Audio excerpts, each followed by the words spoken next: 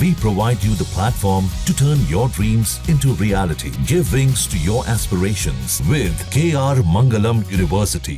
देश के लगभग 1.2 करोड़ से ज्यादा केंद्रीय सरकारी कर्मचारी और पेंशन धारक इन दिनों बेसब्री से 8वें वेतन आयोग यानी 8th पे कमीशन से जुड़े टर्म्स ऑफ रेफरेंस का इंतजार कर रहे हैं।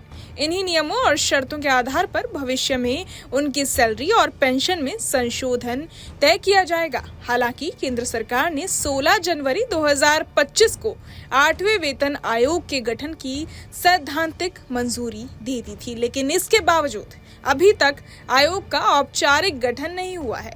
ना ही इसके चेयरमैन और बाकी सदस्यों की घोषणा की गई है और ना ही टर्म्स ऑफ रेफरेंस यानी TOR को अंतिम रूप दिया गया है। करीब 6 महीने बीत जाने के बावजूद स्थिति जस की तस बनी हुई है। ऐसे में अब ये अंदेशा गहराता जा रहा है कि 1 जनवरी 2026 से 8वें वेतन आयोग की सिफारिशों को लागू किया जाना संभव नहीं लग रहा। वर्तमान में 7वें वेतन आयोग का कार्यकाल 31 दिसंबर 2025 को खत्म हो जाएगा और अगर इस समय सीमा तक नया वेतन आयोग पूरी तरह से तैयार नहीं हुआ तो लाखों कर्मचारियों को सैलरी में बढ़ोतरी और बाकी लाभों के लिए और इंतजार करना पड़ सकता है। इतिहास की बात करें तो 6ठे और 7वें वेतन आयोग के गठन से लेकर लागू होने तक में लगभग 2 से 2.5 साल तक का समय लगा था।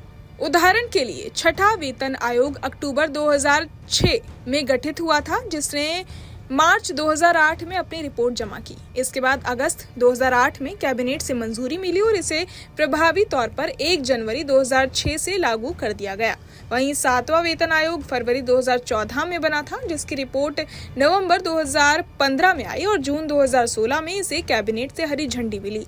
फिर भी इसकी सिफारिशें 1 जनवरी 2016 से प्रभाव में लाई गईं और एरियर भी जारी किए गए। हाल की स्थिति देखें तो 8वें वेतन आयोग को लेकर अब तक सिर्फ 35 स्टाफ पदों के लिए प्रतिनियुक्ति से संबंधित परिपत्र जारी किया गया है, लेकिन आयोग के अध्यक्ष और बाकी सदस्यों के नाम की घोषणा बाकी है और TOR भी अभी तैयार नहीं है। सरकार इस दिशा में काम कर रही है, लेकिन प्रक्रिया धीमी है। अब सवाल उठता है कि नया वेतन आयोग कब लागू होगा।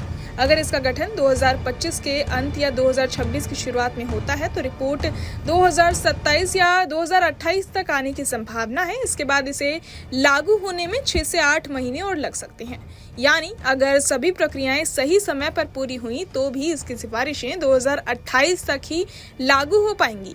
हालांकि सरकार चाहे तो 1 जनवरी 2026 से इसे रेट्रोस्पेक्टिव इफेक्ट के साथ लागू करके एरियर भी दे सकती है, लेकिन ये फैसला पूरी तरह से सरकार की राजनीतिक इच्छा शक्ति और आर्थिक स्थिति पर निर्भर करेगा।